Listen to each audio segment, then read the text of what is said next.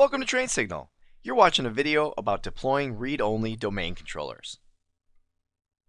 In this video, we will take a look at the specific benefits of using an RODC or read-only domain controller. And what we'll see is that these benefits are primarily geared towards your smaller branch offices. Now, after we take a look at those benefits, we're going to go right into it and install an RODC in a branch office, configure what's called a password replication policy, and take a look at administrative role separation. And these are all things that will become clear after we see when and how an RODC is used. So, what are these benefits? Well, RODCs provide 3 security benefits that satisfy the needs of most smaller branch offices. See, out in our branch offices, we have security issues. Typically, we don't have corporate IT staff out there, and we may not have the actual physical security of our servers the way we do in our corporate offices. So, first of all, by default, RODCs do not maintain password properties on the user accounts.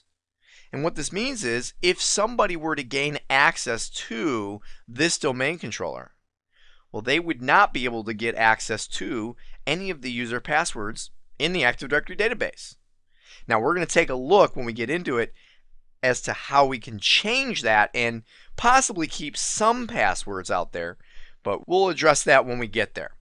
The second benefit is that no changes can be made to the Active Directory database on the RODC. Now, this should be fairly obvious just by its name. I mean, the name is read-only domain controller. It means just that. You can access it and you can read from it, but you can't make changes to it. So again, if somebody were to gain access to the Active Directory database out on this read-only domain controller, they couldn't make any changes that would then propagate out to the rest of the domain controllers on our network. So that way it keeps things isolated out there in the branch office. And then lastly, we have that RODCs have a local administrators group. And here's the thing. A standard writable domain controller does not. There is no local administrators group on a standard domain controller. The local administrators are also the domain administrators. Well, because we may not have corporate IT out in the branch office, this local administrators group is key, because this way, whoever is at least helping us out in keeping an eye on the computers out in the branch office, whether it be an employee of the company who's maybe got a little bit of computer knowledge, so we give them a little bit of empowerment, or maybe we have a consultant that comes in. Well, now, whoever that individual or group of individuals may be, they will be able to go ahead and manage this particular computer, this computer that is acting as a read-only domain controller, without having access to Active Directory itself. So as for instance, if the read-only domain controller is also a file server, well, they would be able to go ahead and manage the file server aspect of things without having Active Directory privileges. All right, well, as I said, let's just get right into it. What we're going to do is we're going to go ahead and install a read-only domain controller. We're then going to configure a password replication policy, which is going to allow some passwords to be stored locally. And I'll explain why that is when we're in there. And then we're going to take a look at that administrative role separation, which is what really gives a local administrator the ability to manage the individual machine. Now, to help understand exactly what it is that we're doing, I have on the screen now a picture of the Global Mantix network. And as you can see, out here in the Dallas office, this is a small branch office, which is off of the Chicago office. It's part of the na.globalmantix.com domain. So we probably want to have a domain controller out in Dallas because we don't want to have to always be going across this slow WAN link here to get back to Chicago. But you'll also notice that in this Dallas office, there's just the one server. And because there's just one server, well, that one server is going to probably have to serve many different roles, which is why we want to have the ability to give a local administrator some level of privileges over the server even though we have no corporate IT out in Dallas and don't want them messing with the Active Directory infrastructure. So what we're going to do is, you may remember from a couple videos ago that we went ahead and through an automated installation created a computer with the name Dallas DC1. Well, I'm going to go ahead and connect to Dallas DC1 because even though we gave it that name, it's not actually a domain controller yet. We're going to connect to that server now and then turn it into a read-only domain controller. Okay, so the machine I'm on right now is the computer that we named Dallas DC1, and I'm going to go ahead and press Control-Alt-Delete and log in. You'll notice here that not only did we make it Dallas DC1, but we made it a member of the Global Mantix domain. Don't worry about that. If you're thinking, wait a minute, I thought we were making this a domain controller of the North America.Global Mantix domain, that's fine. We can be a member of the Global Mantix forest root and then go straight to becoming a domain controller for North America. So let me go ahead and log in here. And it'll take just a second here. There we go. And we have our desktop. And so what we want to do is pretty much the same thing that we've done before when installing the original domain controller back in the first video. I'm going to go ahead and click Start and go to Server Manager. And then in the Server Manager, I'm going to click on Roles. And then over here, I'll give it a moment here. There we go, just to realize we have no roles installed. I'm going to click on Add Roles. And then, of course, the role that we want to do is the Active Directory Domain Services role. Click Next. It gives us an intro into what that is. Next. And Install. Now again, this first part of the process is going to be basically the same as what we've seen before. The one difference will be that we're going to check a box representing this to be a read-only domain controller. But once we have it installed, everything from there should be just a little bit different. So what I'm going to do now is I'm going to go ahead and pause the video while this bar goes across the screen and we wait for the domain services role to be installed, and then I'll be right back with you when it's complete. Okay, as you can see here, the installation succeeded, and now we have our link here to close this wizard and launch the Active Directory DC Promo executable. So let me click that now. And I'm going to go ahead and click Next. Next. It's going to be an existing forest that we're installing in, and it's going to be a domain controller for an existing domain, right? Because we're just adding another domain controller for the na.globalmantix.com domain. So I'll click Next. And it says, now type the name of any domain in the forest where you plan to install this domain controller. So I'm going to leave the forest root name in there. That's just fine. That's not the domain that I'm necessarily joining right now. That's just one domain. So let me click Next. And now it says select the domain on which you were going to add the domain controller. So I'm going to expand this, and we're going to pick the na.globalmantix.com domain. Click Next. Here it wants me to select a site, and I know this is something we haven't gotten into. Basically, this is something we haven't set up yet, and this is used to control replication from office to office. So it is something that should be set up in the long run, but for right now, we're going to just leave the default site there and click Next. That's the only site we have, so there's not a whole lot of choice. And it's this screen that we're now going to do something different. Now you'll notice where this box has been grayed out every time we've looked at it before. I can now check the box to be a read-only domain controller. And the reason why is because we already have a domain controller for this domain, which means this is a possible option. Now let's talk about the other two options here. Do we want to be a DNS server and a global catalog server? Well, here's what we need to consider. Number one, DNS server. Do we want the users in this particular location, the users who are accessing this domain controller, to have to go somewhere else to be able to resolve DNS? And although the Dallas office may only have 10 users, the reality is we don't need them going across the slow WAN link over to Chicago to get to the next closest DNS server. So I'm thinking, yes, let's go ahead and make this computer a DNS server. And likewise, global catalog. Now, this is a term that may be a little bit unfamiliar to you unless you've studied Active Directory, but the global catalog server is what allows the user to log in and recognize universal group membership. And again, if this is not a global catalog server, well, then they're going to have to go across the slow WAN link to log in. So I'm thinking, yeah, let's go ahead and be a DNS server and a global catalog server, even though we're only a read-only domain controller.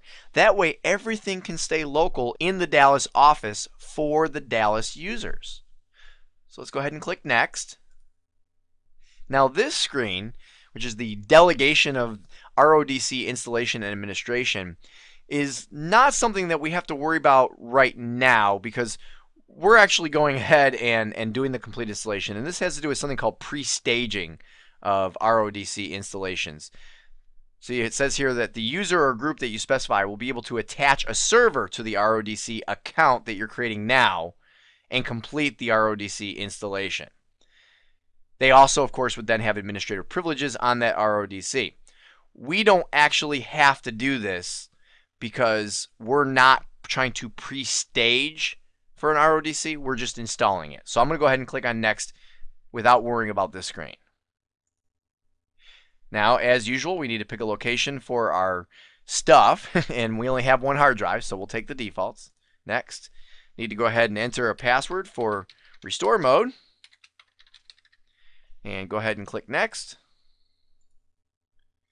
And here's our summary screen. Next. And there we go. We have begun the installation of this read-only domain controller. Now again, this will take a few moments. So what I'm going to do is I'm going to check this box saying reboot on completion. And I will pause the video and come right back with you as soon as we're done and rebooted and ready to go.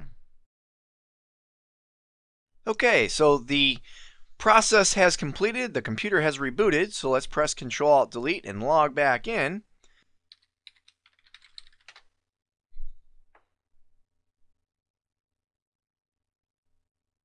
And now, let's see if we can recognize anything that's different, that makes this a read-only domain controller. What I'm going to do is go ahead and click Start, and then go to Administrative Tools, and let's go to Active Directory, Users and Computers. Now, there's one thing I need to show you in this utility before we go into anything specific, and that is, let me go ahead and maximize this, and then I'm going to move this bar over to the right. And the reason I've done that is because I want to show you that even though I'm physically right now on the Dallas DC1 domain controller, this utility has connected to the Chicago DC1 domain controller. And the reason it did it is because we're logged on as a domain administrator. So since we're logged on with somebody who has privileges within the entire domain, this utility went ahead and assumed that we would want to go ahead and connect to a writable domain controller. Because remember, MMCs all have the ability to remotely manage other machines. So let's go ahead and right click right here on Active Directory Users and Computers and select Change Domain Controller. And now I'm going to go ahead and select the Dallas DC1 domain controller, click OK, and now you'll see that it says the selected domain controller is read-only. You'll not be able to perform any write operations. And that is what I wanted to see. So I'm going to click OK.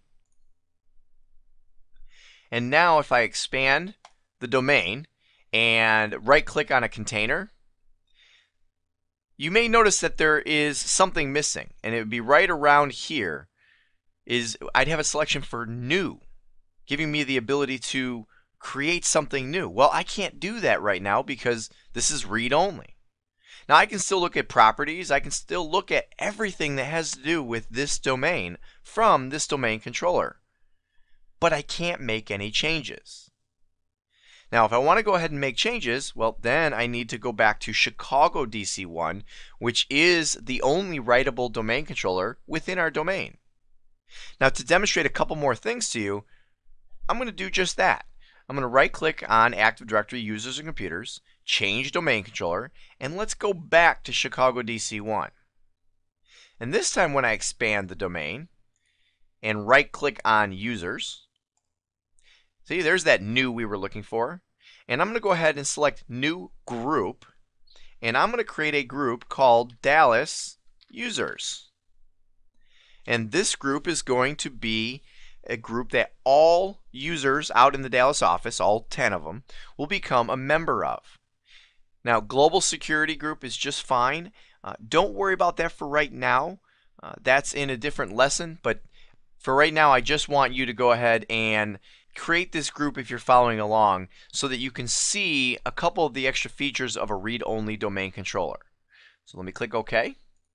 And before I go any further, I'm going to also create a user.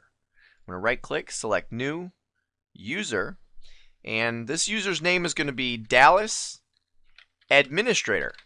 And this is going to be for the user account that is going to administrate this specific computer. Okay, not necessarily the domain, but the individual computer. So I'm going to put Dal Admin for a username. Click Next. And put in the secret password. And again, don't worry about exactly why, but I'm going to clear the checkbox for having to change password at next logon, and I'll actually make it that the password never expires, just so that we're not hassled with it in this particular environment. Now, typically in a production environment, can be dangerous to never expire a password, but let's not worry about that for right now. Right now, I want to show you how read-only domain controllers work. So I'm going to click Next and Finish. Now I have created a couple of additional objects within Active Directory, the Dallas Administrator user account and the Dallas Users security group. Now let me quickly go back over here to the Dallas DC1 domain controller. Click OK and OK. And go ahead and click on the users container. And I'd like to show you that the Dallas Administrator and the Dallas Users group are also over there. Okay, so we do have replication working. Things that I create in Chicago do replicate out to Dallas. Let me go ahead and connect back to Chicago again because we need to make another change.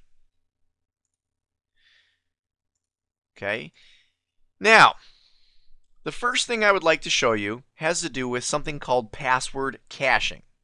I told you a little while ago that by default, no password-specific properties are stored on the read-only domain controller. And that's for security purposes.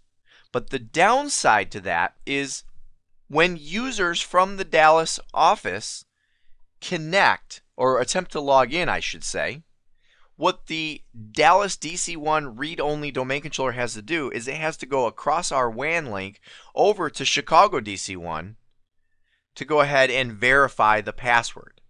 And that can create longer logon times and add additional traffic to our WAN link that maybe we don't feel needs to happen. So if we would like to have the passwords for the Dallas users stored on the Dallas DC1 domain controller, well then there's a couple of ways we can do this.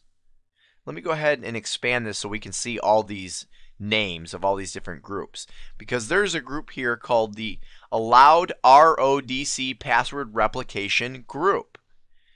And basically anybody you make a member of this group, well, that means that passwords will be replicated and therefore cached out onto the read-only domain controller. So if I double click here and then go to members, you'll see here that there are no members. If I want for the Dallas users group or members of that group to have their passwords cached, then I would click Add. And if I put in Dallas, and actually I'll just click Check Names, and here's our Dallas users group, and click OK. Now the Dallas users group will all have their passwords cached. But there is a problem with this. And I'm going to actually, because there's a problem, I'm going to highlight this and click Remove. Yes, I want to remove and go ahead and get out of here. The problem is that by adding the Dallas users group to the Allowed RODC Password Replication Group, that means that those passwords will be cached on any and all read-only domain controllers in this domain. Now, as it turns out, this is the only read-only domain controller in the domain, and maybe it's the only one that we plan on having. Well, then it would be okay. But what if plans change in the future? What if we add another small branch office and we don't want the Dallas users being cached out there. Well, in that instance, what we would want to do is go ahead and set up password caching on the specific read-only domain controller. And we do that by going to the properties of the actual domain controller. So I'm going to click on the domain controllers container here. And here you will find the computer account for the Dallas DC1 read-only domain controller. So I'm going to right click and go to its properties. And then you will see there's a tab called Password Replication Policy. When I click on that tab, you will see the accounts that by default have the ability to have their passwords cached on this domain controller. And check it out. Everybody is set to deny except the allowed RODC password replication group. Okay, they're the only ones that are set to allow. What I could do if I had somebody specific that I wanted to add to this one domain controller is then I go ahead and click on Add. And then here I get to choose, is this going to be an allow ad or a deny ad? I'm going to click allow, click OK. And now I'm going to go ahead and add in the Dallas users. Let me click check name. There we go. The Dallas users group. Click OK. So now the Dallas users group, or any users who are a member of the Dallas users group, will be allowed to have their passwords cached locally on this individual domain controller, on the Dallas DC1 RODC domain controller. And click OK. And now we're all set up so that anybody who's a member of the Dallas users global group won't have to wait to have their passwords checked back on the Chicago DC1 domain controller. Okay, now the last thing I want to show you has to do with something called administrative role separation. Remember that one of the nice features about a read-only domain controller is that it does have local groups, whereas a typical domain controller, a full-blown writable domain controller, does not have local groups. But in order to get to those local groups, you have to do something a little bit different. Now let me go ahead and close out of Active Directory users and computers. And normally what you would do if you wanted to manage local users and groups, you'd click on Start and you would go ahead and just go to the Server Manager. I was gonna right click on Computer and go to Manage. Now let me show you. Takes you right into the Server Manager. That's kind of the old school in me. Is the old versions of Windows, you used to have to right click My Computer Manage in order to get to the right console. Now you just have Server Manager right on the Start menu. Anyway, once in the Server Manager, what you would do is expand configuration, and then in here you would have local users and groups. Well, although there are some local groups, this is a domain controller. And so you're not going to find that normal stuff here. So let me go ahead and close out of the Server Manager and show you how you would make somebody an administrator of this local computer. You have to do it from the command prompt. So I'm going to click Start and then go to the command prompt. Once in the command prompt, I'm going to type in dsmgmt and then go ahead and hit Enter. And it'll take you into the DS Management utility. Now, again, because it's a command prompt utility, you always have the ability to go ahead and hit question mark and get help. Okay, but what I want to do is I want to go ahead and you'll see right here, local roles is what I want to do. I want to make somebody a member of a local role. So local roles, and you'll see it changes into a local roles prompt. Again, if I were to hit question mark, you'll see here I can get some help on what it is that I want to do. And in this case, right up here where it says add, and then the syntax is like really hard to understand. Well, what they're trying to tell me to do here is add space, and then the first variable is the username. See, it says adds the account this variable. So I'm going to put in DAL admin, right? That's our Dallas administrator account that we created, to the local role, another variable. And the local role I want to add this particular user to is going to be the administrator's role. Okay, so I'm basically saying add Dallas admin to the administrator's role. Hit enter, and you'll see here it says successfully updated the local role. Now another option here is it says list roles. So I'm going to type in list roles, and you'll see that you can add somebody to pretty much all of the typical local built-in groups that you find on standalone or member servers. Okay, so if you want to have that separation of duties, if you want to go ahead and make somebody a member of a specific type of local group so as to be able to manage the individual server but without having Active Directory specific privileges, then this is how you do it. And this is called administrative role separation. And it's separation because it's separating from the local roles versus the Active Directory roles. That's pretty much it for what we need to see on this read-only domain controller. Well, not only is that everything we need to see on our read-only domain controller, but that's pretty much it for this video. So at this point, you should now know how to deploy an RODC. And as you saw, basically it's the same thing as deploying any other domain controller. It's just one checkbox that you check saying, hey, I want to be read-only. You should also now know how to configure a password replication policy. As you saw, it can either be done for the entire domain if there are certain accounts you want cached throughout the entire domain to all read-only domain controllers, or you can configure it on a specific RODC. And then you should also now know how to configure administrative role separation.